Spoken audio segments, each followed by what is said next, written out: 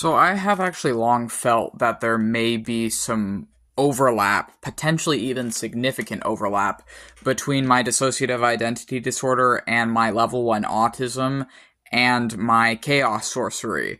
Although it's kind of difficult, honestly, to express why I feel this way or to articulate why I do feel like, in my case, both of my disabilities are connected to my chaos sorcery. And I feel like may have, in particular, made me predisposed to chaos sorcery appealing to me.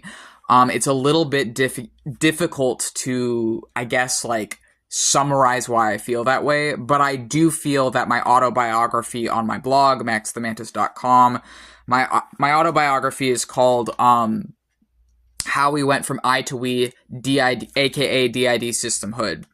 And it's for free on my blog. It's my autobiography. And I feel like that book that I wrote really accurately conveys or expresses how my spirituality and my D.I.D overlap.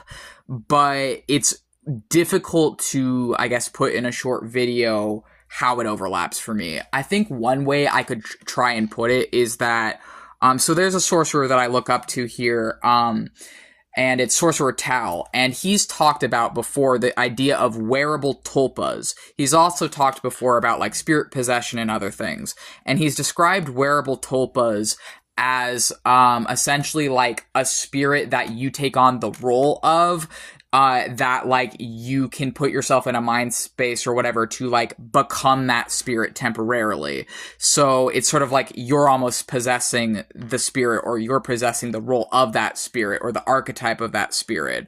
So I feel like this is something that different chaos sorcerers do, but in different language. There's also the idea of, like, egregores and things like that in chaos sorcery.